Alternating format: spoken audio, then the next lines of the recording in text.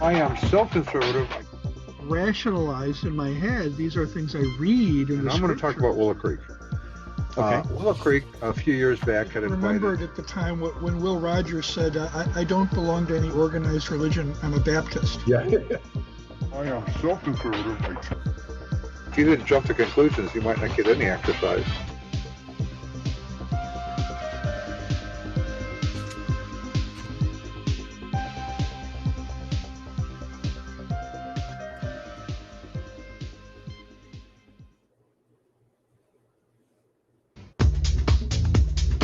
I am so conservative.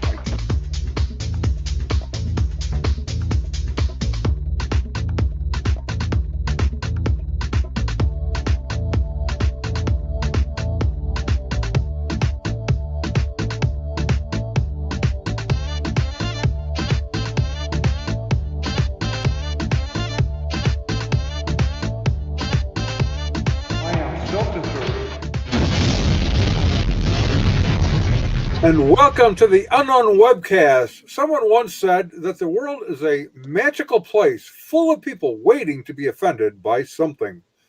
The demand for trigger warnings is growing for those who live in fear of hearing, reading, or being otherwise exposed to an idea which may potentially cause an uncomfortable or challenging thought. This is that warning. I really am so conservative I can't turn left even when I'm driving. And this includes being theologically conservative. I want to know and believe what is true, and I'm willing to challenge my beliefs. So, if you're easily offended, this is not a safe space for you, and Ron can confirm that. I sure can. Today is September 7, 2021, and this is broadcast number 256. Today, our friend Ed Havaich, he's still our friend, actually, I think, joins us to wax eloquent on missions to cults in a post-truth culture. My name is Don Vino, and I'm president of Midwest Christian Outreach Inc. in Wonder Lake, Illinois, which produces the Unknown Webcast. And our senior researcher, Ron Hensel, will introduce the sponsors of today's webcast. And here is Ronnie Baby. Greetings from sunny Florida, where the palm trees came out, saw their shadows, and now we have 12 more months of summer. Our sponsor for this edition of the Unknown Webcast is My Bible, guaranteed the most comfortable Bible you'll ever own. My Bible. Our weekly legal disclaimer, our guest on today's webcast, insert name here, that would be Ed Havaich, has no connection whatsoever to any of the satirical content of the Unknown Webcast, hereafter known as the webcast, although we probably will not mention it again. This satirical content includes any and all commercials, end credits, puns, smart remarks, or anything else that might fall under the definition of satire. In the meantime, Midwest Christian Outreach Inc. bears no liability for or responsibility for anyone's opinions regarding this satirical content. This straight from the desk of our law firm at Dewey, Cheatham and Howe. Our regular announcements notice: the opinions expressed on this webcast are ours and should be yours too. If you enjoy the webcast, or if it really annoys you and you want to inflict it on somebody else, please, to ensure your continued access, go to MidwestOutreach.org, click on the yellow donate button, and contribute as you feel led. And don't forget to subscribe to us on your favorite video channels. Hello, Ed. Hello. Welcome. Well, we're supposed to say welcome to you, but we feel welcome just by the fact that you said that to us. Just by the fact that you're here. Echoed the sentiment even. Yes. Welcome to your house in Ohio, which is where you are. We're in northeastern Ohio, sandwiched between Cleveland and Pittsburgh. Sounds uncomfortable. It does. I thought there was considerable space between Cleveland and Pittsburgh. About an hour and a half, about 90 miles actually, and we actually have the back and forth between Pittsburgh Pirates or Pittsburgh Steelers and Cleveland Browns. Maybe I'm thinking of Toledo. We have a mixture of football fans here. I mean, just because of where we're located, we're right in the middle of both of them, so they have allegiance to both groups. But I claim neither. No. It was lost on me. Football was lost on me. My father was a big football fan, my brothers, but it was totally lost on me. You didn't get the football gene in your family. It wasn't passed on. I did not get it. I did Yeah. not get it at all. Did you get the baseball gene?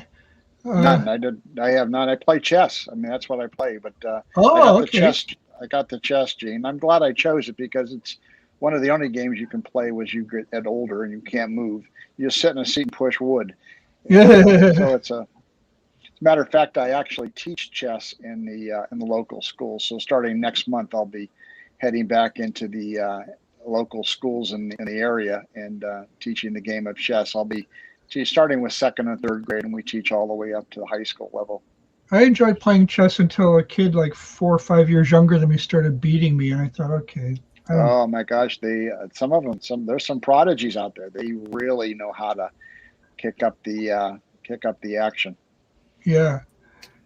So, well, playing chess is kind of like a cultist trying to argue with Don. He just knows how to checkmate him. He just.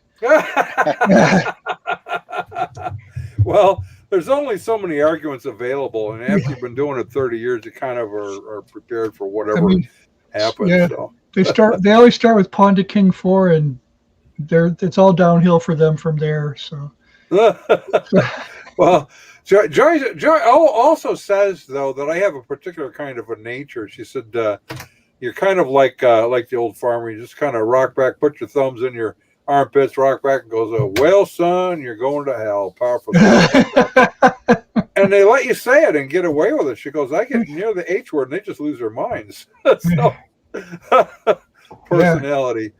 So Ed Havaich has been doing this a long time, and one of the words he likes to use to describe himself is now let me think about this, synopsophist? Synopsophist? Dipnosophist. A dipnosophist. Okay, say that again. Dipnosophist. DEIP. Oh, dipnos. Okay. Yeah. And that's not a cult. It's what is it? What is it for those who are watching? What is a dipnosophist? A dipnosophist is somebody who is skilled at chit chat. And one of the things that I think is lacking in our culture, as a matter of fact, in churches, is Christians are just not comfortable sitting down with a lost and a dying world and engaging them where they're at. So we end up forming churches that are no longer, launching pads for evangelism, but they're sanctuaries for people who are afraid to engage with the world. I'm safe here. I'm going to engage with people I like, and I will endure 7 days or 6 days a week, but I'll come back on Sunday and escape that. And I find that regrettable, and I find it more and more Christians do not know how to engage in a lost and a dying world on any subject. And one of the subjects, of course, is a doctrinal area. And so I seek them out. I look for them. I chat people up, and I drop what I call as an IOI, which is an indicator of interest. So you drop different things into the conversation, and right. So if you get a bite and somebody picks it up and goes, then you have there it is. Then you have the ability to engage. Don't they have a muscular dipnosophist telethon once a year for people who come down with this? Yeah, well, they do, and of course, their ailments notwithstanding, they like each other because they get along. So it works well for them. So anyway, you're in the tradition of Martin Luther and his table talk, right? He was probably the original dipnosophist, yeah. I guess. Okay. So many people, there's an array of books out there that teach you how to witness to people, and I've read probably most of them. And years ago, I did some of the stupidest stuff that anybody ever did because of my zeal to witness and share Christ. I tried everything, and but the only thing I didn't. But it was more like an MLM presentation. You are ready to pounce on these people because you create a situation in which you want them to ask you a certain question. If they don't ask you the question that you want, you continue to push them until they do. Now, the astute individual that you'd be talking to will sniff this out immediately because he knows something's coming. And then when you introduce the gospel, then it looks like they've been played, which they have. I mean, you're setting them up. You're not listening. All you're doing is you're trying to steer the conversation into the bullseye, and then you sting them. And I find that. And years ago, I find this very difficult, very uncomfortable to witness to people. You make people angry. There were people that did listen, but there were a lot of people who just got very angry at this kind of manipulative witnessing. And as I was telling Dawn, my experience, I've been doing this for 45 years, is that things are changing. People are changing in their view and their responses. So I always look for these IOIs, which is an indicator of interest. I drop different things into the conversation. If they pick them up, I go with it. If they don't, then I don't make the assumption that they never heard me. I make the assumption that they did hear me and are not interested. And one of the things that's obvious is that we tend to think people are dumb when we're presenting the gospel to them, and actually what they're not doing, they're just avoiding it, and they're trying to give you the indicator, an indicator. Look, I'm not interested. I don't want to talk about that. If you press forward with this initiative, what you're either going to get is you're going to get somebody who's going to ignore you. They're going to start. So you got to watch the eyes. Watch eyes. Always watch the eyes. The eyes will give you an indication as to whether you've lost the individual, or what you're going to get is a wall of silence. And if you do not pay attention, you're going to get a hot blast by somebody said, look, I'm not interested. And I've experienced all of it. And I can recommend the Dipnosopist approach much, much better. Sit down, chat people up, talk, and talk from a number of different things, and then bring the gospel in with provocative statements or things that are going on around. If they pick up on it, you've got a conversation. If you don't, they're ignoring you. They don't want to talk about it. They don't want to talk about it. And here's one of the keys is, which you haven't mentioned, but you do, is you actually have to listen to what the other person's saying. Yes. You see, well, that's the interesting thing. We don't know how to listen. See, we wait to talk, and see, waiting to talk is not listening. What's this person saying? Where are they at? And it takes time to develop a conversation. But I'm going to tell you what: if you don't do this, the person that you're talking to knows that you have that there's something there. I remember a number of years ago being presented with an Amway approach, and I knew. I said, "Man," I said, "Look, there's something coming. You know that you're being manipulated by this MLM presentation, and then all of a sudden they spring it on you, and you think, okay, they've made merchandise of me." And you never forget that. You never forget that how that felt. So I take it that one of the things you tried was the wearing the multicolored afro wig and standing up at football games with a big John 3:16 sign. I mean, you said you tried just about everything, right? Yeah. Well, I would wear buttons. I would wear pins, shirts. Oh, really? I still do that on occasion, but it's more of a subtle. Well, no, it's not. I can't say that. Well, it's some of it. It's subtle. So occasionally I'll wear the Tetragrammaton on my thing, and I attract Jews and Jehovah's Witnesses. One time I was in a thing, and I had a T-shirt on that said "What Mormons Don't Tell." And I was going to a Mormon outreach, and an individual come up, and man, he got right in my face, and he said, "What don't Mormons tell?" So we had a delightful chat. So there's then I have then I had one. I have a shirt that I wear that says "Question Evolution," and then there's just a number of different ones you can do. Now people are going to they're going to respond to that. They're going to say, "Interesting shirt," or you just are opening up a statement, and you'll know immediately. So you got to give people a way out, a way away from you. And I can become very aggressive, and I don't want to do that. I don't want to scare people, because I don't have the ability to determine whether I'm being effective or I am just using my personality, which is strong and aggressive, to cower somebody into listening to somebody because Right. they're afraid to tell me to go jump in a lake. So I do have this problem. I don't know. I was born without a reverse, and so I keep But that. you've developed some observational skills. A lot of people, if they've had, I don't know, 2 or 3 bad experiences witnessing, it's like it just that they back off maybe for the rest of their lives because they don't want. I mean, sometimes the responses you get are pretty horrible. I mean, sometimes you get some really Well, I've nasty had some. reactions. I've had some really bad ones too, and some of them I provoked. But it goes back to what you're saying. Is you have to listen. What is the person saying? You sit down, and it's almost like when Jesus met the woman at the well. He could have just simply come out and said, "You know what your problem is? You're a whore." But he never said that. He talked to her. He drew her out in a conversation. I'm saying, this is what we need to do is talk to people. But many times we're afraid. We either have an agenda and we're trying to, to deliver the payload of the gospel, which is nothing wrong with that. But you got to make sure that the payload that you're going to deliver has a platform that will hold it. And if it doesn't, you are going to do harm to the gospel, and you're going to have a very bad experience depending on who you talk to.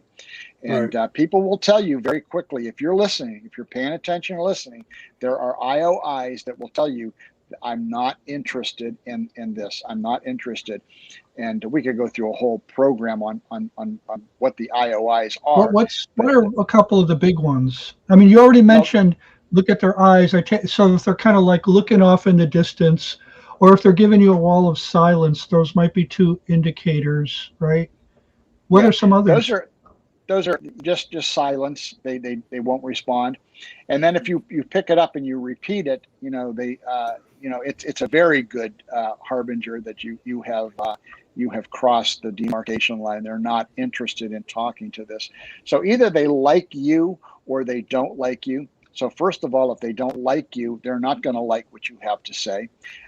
If you make the gospel sound like a sales presentation, they're Right. going to balk because everybody out there is trying to sell something to someone.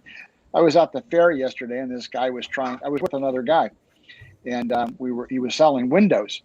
And so I listened to his pitch, and I said, "Look," I said, "I'm not interested in Windows. I have it."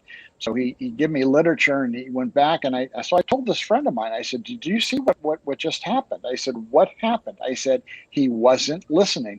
So I'm walking away from a guy who was aggressively trying to make a point. He did not hear what I said because he wasn't listening. The same principle applies when we give the gospel, and I remember a while back I was at the fair, and this well-intentioned minister jumped in my face, and I've told you this before, Hmm. and he said, "If you died tonight," he goes, "would you go to heaven?" I said, "I don't want to go to heaven." And he jumped back. He said, "What?" I said, "I don't want to go to heaven." He said, "Why?" I said, "Because I want to be with Christ." And he said, and he paused for a second. He goes, "Well, that's what I meant." I said, "Well, say what you meant." I said, "Heaven's not the gospel." I said, "Heaven is a collateral benefit of knowing who Christ is." I said, "It would be like being in love with a beautiful woman." I said, "And she only wants to be with me because I'm in Disneyland." I said, "If I'm in love with this girl and I'm stricken with her, we could go to the city dump and I'd be happy being with her." I said, "So location means nothing to me. It's the person I'm with." And I told this guy, I said, if you've got an aim, if your destination, your goal is heaven, and Christ is the only one to get you there, you may not be going. So we had a delightful conversation. He had no defense for that. I said, heaven is not the Right. gospel. I said, learn what Right. the gospel is, get it right, and you'll have results. Hmm. Right. Right. So listen, and approach.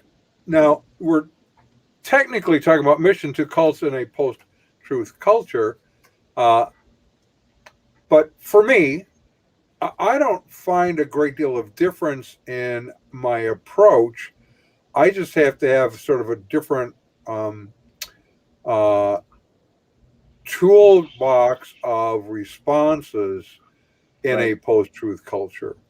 My engagements is fundamentally the same. I mean, you guys have seen me. I wander around with a fringe jacket and a cowboy hat. That's a great conversation starter almost anywhere you are in the country, because everyone is attracted to this fringe jacket. They're like, "That's really cool. Where did you get that at?"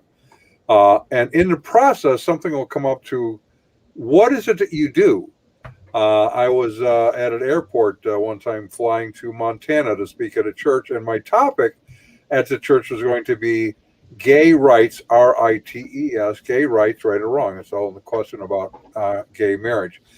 And my plane got canceled, so I was getting my boots shined. I was trying to figure out what I'm going to do next. It was a little cathartic as I start through this issue, and a woman walks by and sees my jacket and stops. Now, and if you've been to Denver Airport, their shoe shine booths are elevated very high up, so you're like the center attraction in the facility. Uh, and so we're talking a few minutes. She says, "Well, what do you do?" And I said, "Well, I'm a missionary to cults and non-Christian religions, and I'm on my way to Montana." She goes, "Really? What are you going to talk about there?" And I said, "No, you might be kind of offended if I tell you." So she says, "No, I'm actually interested. You're kind of an interesting guy." And I said, "Well, okay, as long as you're sure." I said, "We're going to be talking about gay rights, right or wrong, rights. Is gay marriage a good thing or not a good thing?" And she said, "What do you think?" I said, "Well, you really don't want to know my opinion on that one." Because I do. See, now she wants to know.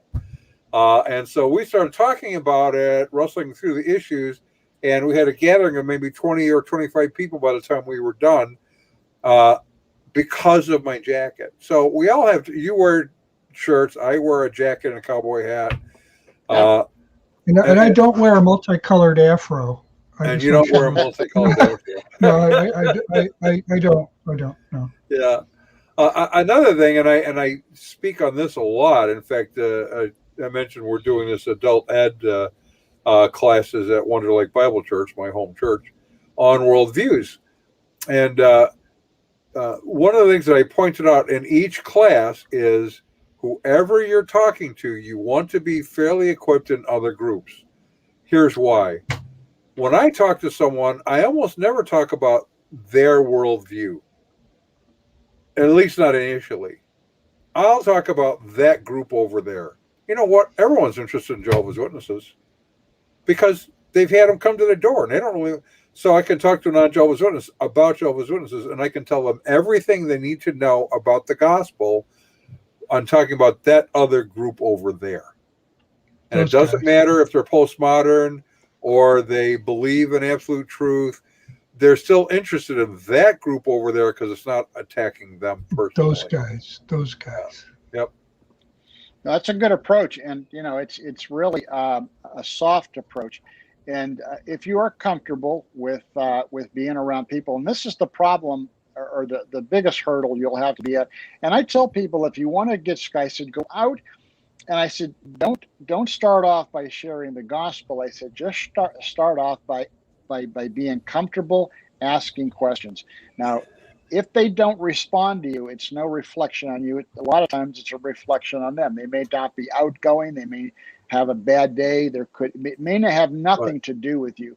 So just be comfortable in the fact that you are going to just open up a conversation and see if you can hold the conversation, drawing them out into, and then I show them how to drop things in. It could be something in the news. It could be something. Um,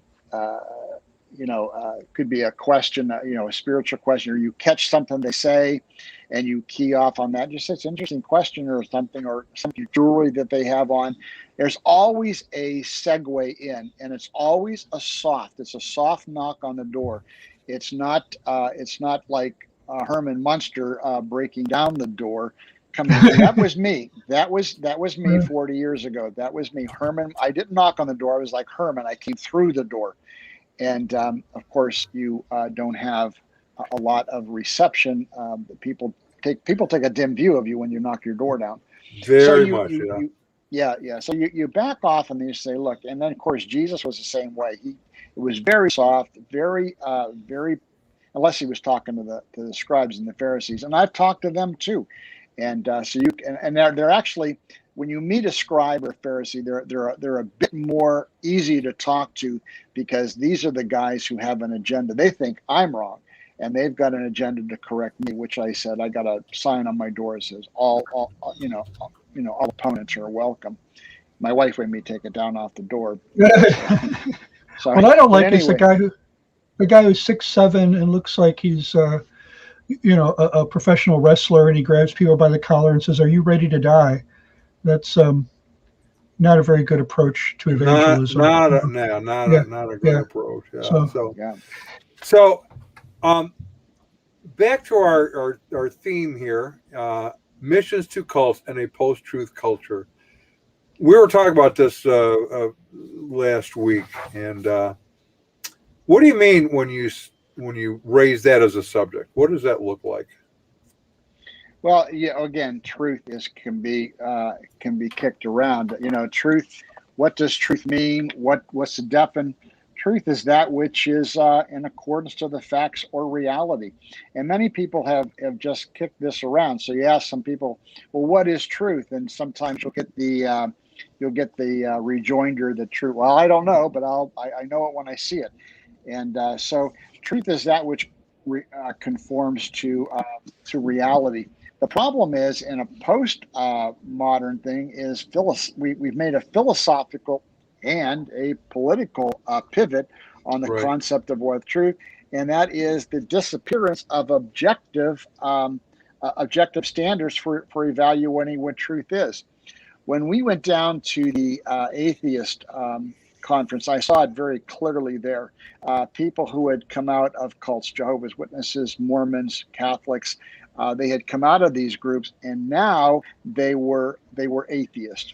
And it was interesting that when we began to bring up philosophical and questions concerning the atheist worldview, they reached back into their religious background, and they began to argue for the justification of their atheism based upon the group that they come out of.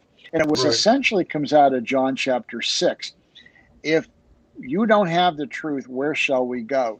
So they believed, and in their minds and in their heart, they believed that they had the apotheosis of religious truth.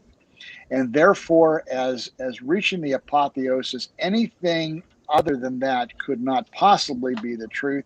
And it was interesting when we presented the gospel, they were right back defending what they had left. It was the most remarkable thing I ever saw, and I was not prepared for it. How did you do that? Can you give me an example? Well, we just opened up. We just, one of the things that was interesting was we sat down with, I remember a guy who was a scientist. And the first time I just sat down, I first talked to his wife. His wife's name was Catherine, and very nice lady. Well, I'm sitting in the middle of 20,000 atheists, and I said, this is an amazing event. I said, all these people coming together for unbelief. She said, oh yeah. So I was agreeing with, and kind of recognizing what was obvious. And so I said, oh, how did you get here? I said, what is your story? And she started telling me she was a Catholic and the horrific things that she went through as a Catholic. Her husband came back and he was the same way. And so I asked him if he would mind explaining the postulation of Alexander O'Parin on abiogenesis. And he looked at the ground for, I'd say 15 or 20 seconds. He said, I don't even know who Alexander O'Parin is.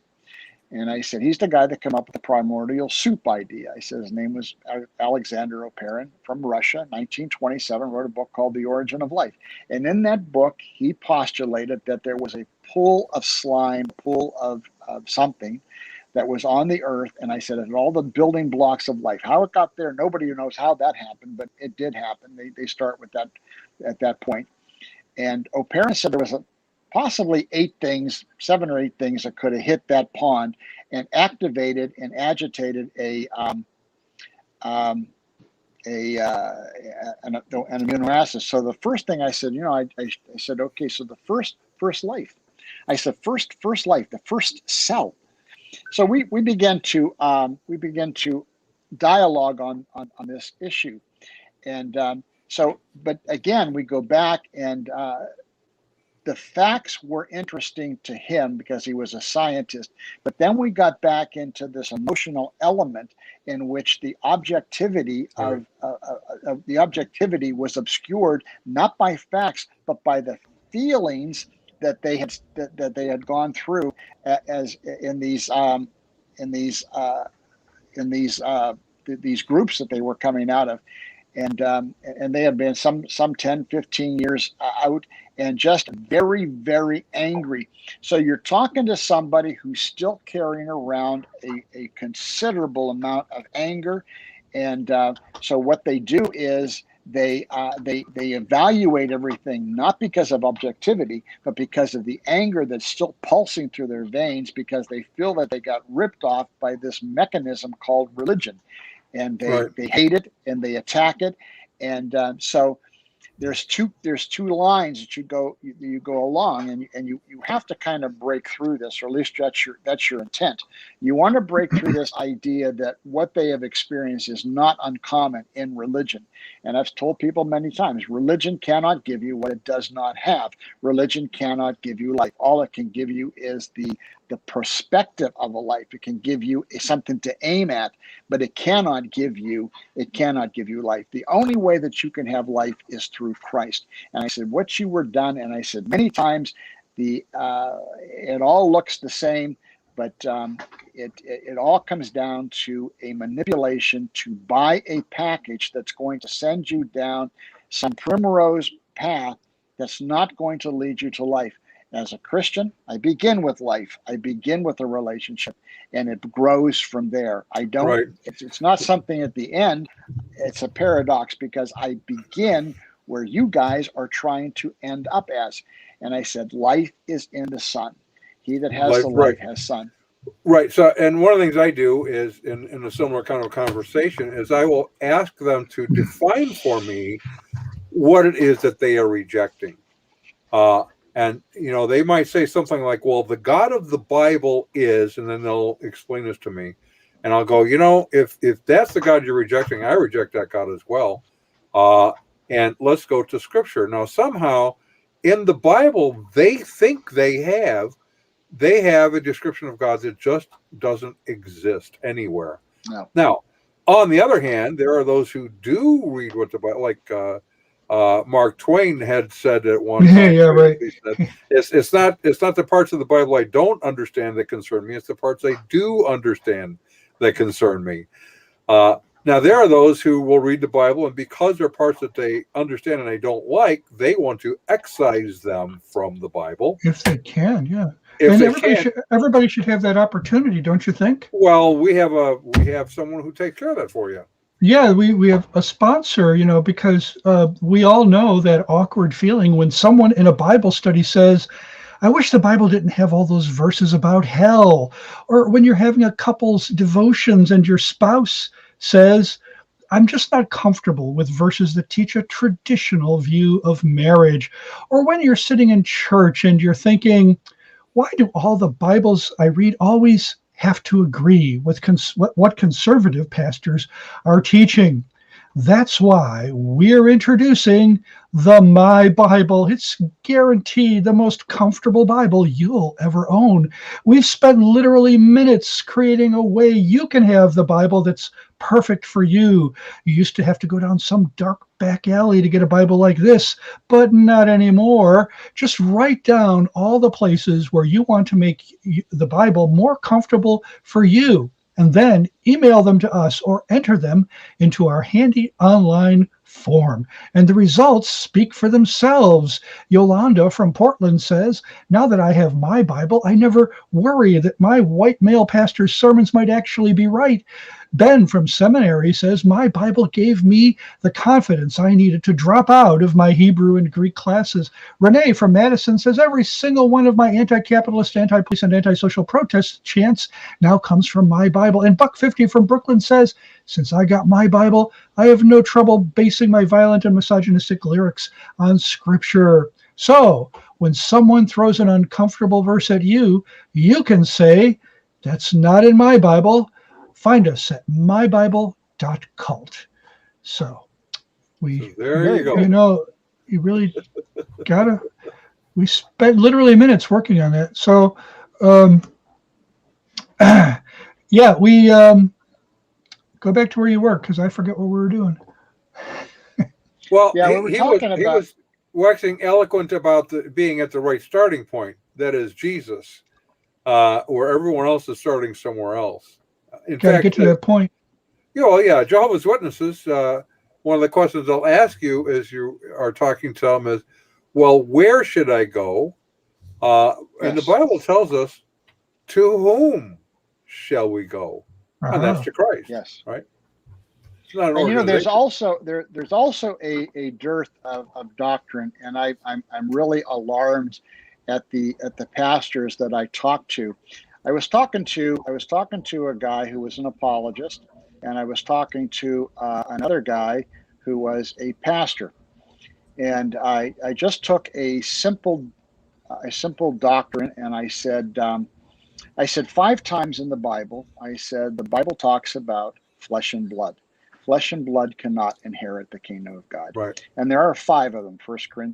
Matthew chapter 16, verse 17, 1 Corinthians chapter 15, verse 15, Galatians 1:16, Ephesians chapter 2, verse 12, and Hebrews chapter 2, verse 14. Flesh and blood cannot inherit the kingdom of God. And I said, Jesus rose from the dead. And I said, if Jesus is in a body of flesh and blood, I said, and he rose from the dead, how is it that his body could rise and go to be with the Father in heaven if flesh and blood cannot inherit the kingdom of God? And there is a long pause, a very long pause. And I've actually, to brothers, I'm telling you what, this is sad. I've actually had pastors say that, okay, well, then you convinced me Jesus could not have risen in the same body that was crucified. And it pains my heart when I hear this because we do not teach Christian doctrine anymore. And so I have to go back and I have to unpack that doctrine. And we go to Luke chapter 24, verse 39, and says, why have you supposed you see a spirit? For a spirit has not flesh and bone, or bones as you see me have. And so I have to explain to them that Jesus had a bloodless body, although the body was regenerated and it's a glorified body, probably the same kind we're going to get when we are resurrected.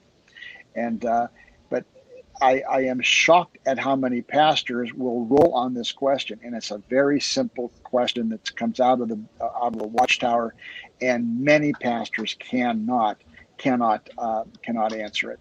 And so what I do now is with pastors, I sit down, I roll out some of these arguments, and then show them how to answer it. Another one that comes up that's typical and right across the board is, and it comes right out of Dawkins's book, the God Delusion, and that is, we talk about God making everything and God being greater. And invariably, a high school kid, 18, 19 years old, the next question he's going to ask is, well, who made God? Right. And I tell this to pastors. I tell this to youth leaders. I tell them, I said, how do you walk that question back? I say very quickly. I said, how do you do it? I said, what do you say? And I'm telling you what, there's not a lot of people that I've met that can, in Christian circles and churches, that know how to walk that question back. And so it's one of these things in which we need to continue to stay on the front lines. Apologetics is more needed now than it's ever been. And we have to do it in a very diagnostic way in which we sit down and we chat these people up and we answer the questions. The church, I believe, is just as much now a mission field as the cults. Well, it is, and largely because, as you pointed out, they're not really teaching doctrine or logic or reason. And so for many, although they have perhaps come to the faith, it is done through more emotive means. That doesn't mean that they aren't born again. It does mean that they don't understand what all of this really means. And you're right about pastors.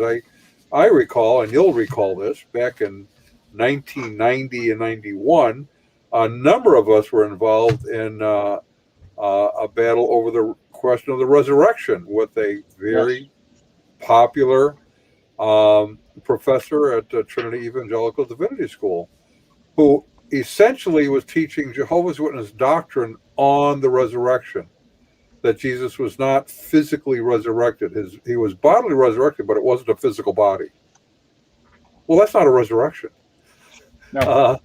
So, Yeah, and it was. go ahead. Yeah, it was Dr. Maury actually made Dr. Murray J. Robert Maury Harris. actually made. Right. Yeah, and he made a really good point. He said, resurrection does not refer to the spirit or the soul. It always refers to the body, soma. Right. And if Jesus did not rise, and this, of course, was what Walter Martin always said, you can be right on every point of doctrine, but if you're wrong on who Christ was, his person, nature, and work, you are wrong enough to lose your soul for all eternity. It all hinges on the person, nature, and work of Christ. And this comes back, but staying with our theme here about truth, the truth now becomes shifted, and it's amazing that as some of these people have come through the gauntlet, have they walked through this religious gauntlet, as I call it, they come out at the end as unbelievers, but they still are carrying the heavy baggage of the doctrine they were taught. And this blending is now going on, and that blending is beginning to indicate that they have not left the group. The group has left indelible marks on them, even though they are out. They are not part of this group anymore. They have embraced atheism as the new thing, and so one of the things that's obvious is when you are that there's two things that will keep you from thinking. One is to believe everything. The other one is to doubt everything. So Right. whether they went from one situation where they believed everything, carte blanche, 100%. If this is not the true religion, then there is no true religion. Therefore, I took the apotheosis of the religious stuff that was out there. It did not work, and therefore I landed in atheism, and now I doubt everything. But paradoxically, when you begin to talk to them and you begin to share Christ with them, the doctrines that they left come up in conversation because the truth is no longer objective. It's now emotive. It's now emotional. So how does can you give us an example of how they come up in the how they bring these doctrines up? Are you saying there's still things they hang on to? Oh yeah, well, especially the Christ. This is a big one. Okay, when you talk about about Christ, and they'll say, yeah, they were in a group, they believed in Christ, and this is how the conversation begins to roll out pretty much. And then you say, Jesus said, "Come unto me, all you that labor heavy laden, and I will give you rest." And He is Jehovah. You go or Yahweh. You can go to the kenosis passage in Philippians chapter 2. And in there, it says that God give them a name which is above every name. And then you indicate, this is part of the gospel, and they will say, well, Jesus is not God. He never taught. Jesus never said he's God. Now, this is atheist you're talking to. Jesus never Right. said he was God. And all of a sudden now they are reaching back into a theological construct that they no longer believe to try to walk you back on the declaration that we believe that Jesus is God. It's an amazing thing to see. And so in one hand, they are trying to tell you that they're an atheist and they no longer believe in religion, but yet when they are pushed to defend the very religion that they love, they now go back to the very doctrines that they had left. And then of course you walk them through and say, look, this is one of the reasons why it did not work. The Jesus of whatever group you're happening to talk about is not the Jesus of the Bible. Jesus is able to save to the uttermost. Religion, which is what you were part of, cannot give you what Christ is. Religion cannot give you what it doesn't have. Right. And right. that is life. In a what we're calling a post-truth culture, I reflect back. Now, Ron and I have talked about this before on our webcast. We've written about this a lot. Even recently, like a week or two ago, we wrote on this. The time we live in now is more like the first century than any time in between. We're sort of on bookends of time. And in the first century, the average person believed all truth claims were equally true. Philosophers believed all truth claims were equally false. Politicians believed all truth claims were equally useful. That really does describe where we're at today. It's the same kind of a thing. Believe in any God you want to, believe in any kind of claims about science that you want to. And well, this is about vaccinations. Then it could be about anything. It could be, yeah. We want to follow the science, but what we discover is we're not following the science. We're following the scientist that's making a statement rather than the science. And so, for me, what I have to do, or what I do, is not that dissimilar to what I did when it was 25 years ago, even. I want to ask questions. I want to know, what do you believe and why do you believe it? Because they're going to tell me. They're going to tell me who they are. They're going to tell me what's important to them. And so I go to a psychic fair. I love going to psychic fairs. Last one I was at, they had a woman there, channels angels, or at least claims it channel angels. And I asked her a question. Now that I know what she was into, I said, how do you know if it's a good angel or a bad angel? Well, then she lit up and she goes, well, they're all good angels because everything is good. There is no such thing as evil.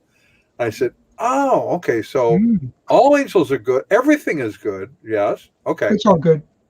It's yeah. So would you say you're more kind of like on a Hindu view of the world? Oh yeah, definitely. I said, okay. So there really is no material world then. There's only the one, and everything is some manifestation of the one. The rocks are God, the trees are God, the table, right? She goes, yes, absolutely. Everything is good because everything is God. Okay, so let me understand this just so I got it clear. The rocks are God, the trees are God, the table is God, your book is God, you're God, I'm God, and what my cat left in the litter box this morning is God. And is that when it ended? No, she said, well, now you're making fun of me. I said, no. I am just trying to understand what it was that you said. If there's something that's not God, how does that work? If everything is God, then we're not elevating ourselves to the status of Godhood. We're reducing everything to the lowest common denominator available, really. And that sparked a whole different line of discussion because now she was interested in talking about this, right? Yes. And that you're absolutely right. One of the things, the questions, and you might want to try this with people that you go to church with, ask them what it would take for them to give up their faith in Christ. Do you have, or do you know, the falsification point at which you would give up Christianity? And you'll find that many people will say, well, you could not give me an argument for that. And at this point, we are what we call invincible ignorance. You should know at what point the point that you're making can be falsified. I was at the Temple of Gold, which is near here, in Wheeling, West Virginia. I go down there on a regular basis, and got into a discussion with a Hare Krishna. And so I was looking at the wall, and on the wall they had the progression of life. It goes from the baby all the way up to the old man, and so it's just like the cycle of life, they call it. So I'm looking at this picture, and this lady approaches me, and I looked at her, and she smiled, and I smiled. She's very friendly, and I said, "This picture is very interesting," and I said, "somewhat provocative." She goes, "How is it provocative?" And I said, "Well, it's a cycle of life." And I said, you got the old man. I said, now, where is the bug? And she said, "What bug?" I said, "Well, according to the Eastern vision of reincarnation, you can come back as a slug or a bug or my dog Doug." And I said, "This is just human beings here." Well, it didn't take very long before the conversation escalated, and I get passed. It's like I get passed up to the next level, the next level, and then I get passed. Usually, it's not too long before I'm talking to the head guy, and because you guys know this. I mean, you do this. I mean, they just pass you up. Right. And very nice to this lady. She was from Trinidad, And as we were talking, and so again, introduced this idea, the cycle of life. And I said, there's no bug in here. I said, according to, now there's a Western version and there's an Eastern version. And I said, you guys are leaving something out here. And I said, the Bhagavad Gita even alludes to the fact that you can come back as some disgusting creature just because of what you believe. So you bring them into this conflict. Okay, you bring them into this conflict immediately, and this goes back to the point we're trying to make about truth. Immediately, she launches into an attack on the Bible. Her very next question out of this was not a reason. We are not talking about the Bhagavad Gita. We're not talking about the cycle of life. Now we are talking about where Eve got her, Cain's wife. That was what she brought. Cain's wife, right? She goes, where did Cain get his wife? And so I answered that for her, and then I got passed up to another guy. But immediately, some of these people, they have been burned. They have absolutely been burned by religion, and we're finding more and more people who have come out. They're either going into these obscure and these off-the-wall cults, or they are ending up in unbelief. But the thing is, they are carrying the scars of religion with them, and they are doing this blending, which means we've got to focus and drill down on what truth is and how we walk back a truth claim. And this is something not only they are not familiar with, but people in the church are not familiar with it either. Right. So what you're doing, just so anyone who's watching this will understand, what we're saying is, in a post-truth culture, there still is truth. Yes. It is up to us, though, to challenge their claims that there's no truth, so they can come to the realization that, in fact, that claim itself is either true or false. Well, Don, when you're driving down the road and you look over at a barn, and on the side of the barn there's a target, and in the side of that target there's an arrow perfectly placed.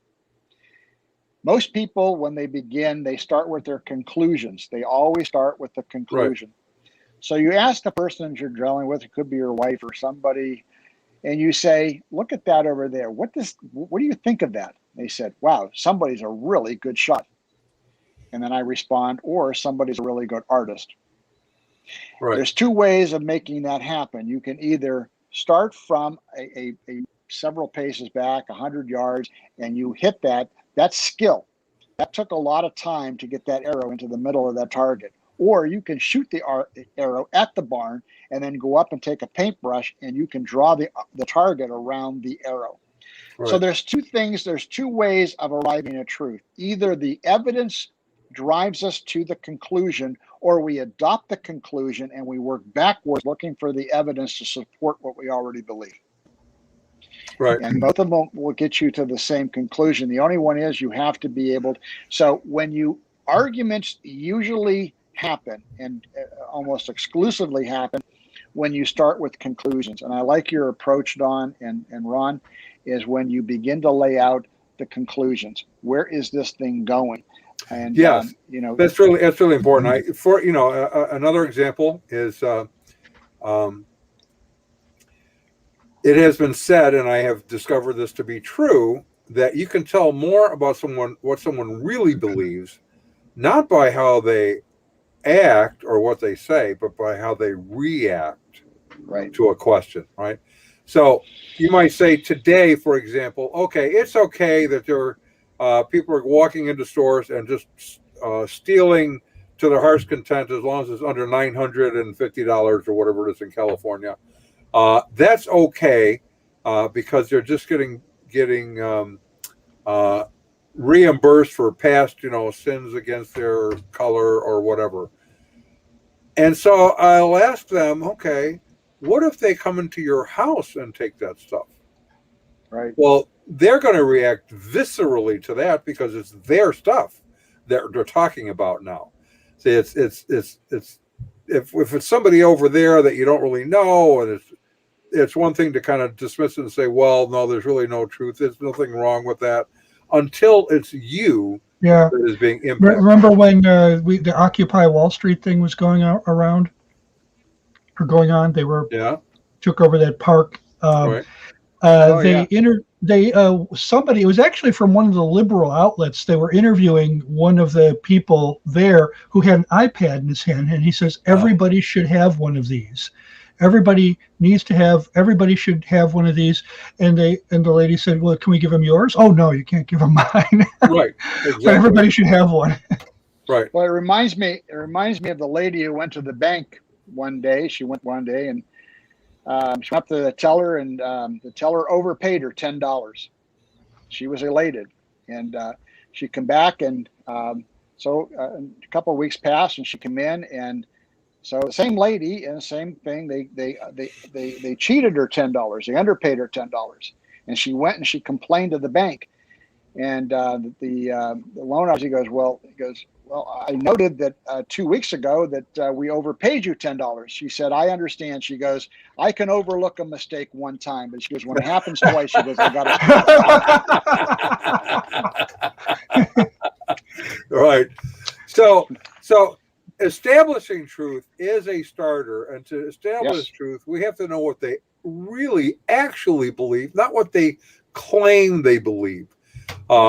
Many today have what I would call convenient truth. Yes. It's convenient because it allows me to do and believe what I want to do and believe, rather than what really is true. I had a discussion with a Buddhist. She was a Buddhist. On a particular question, kind of the whole life cycle thing and reincarnation. And I asked her, if a woman is raped, is that a good thing or a bad thing? In this discussion about life cycles and reincarnation and bad karma. And they said, well, that would be a terrible thing. I said, well, but if she has to experience a bad event to pay off for bad karma from a previous life, wouldn't rape qualify as a bad event? Well, of course.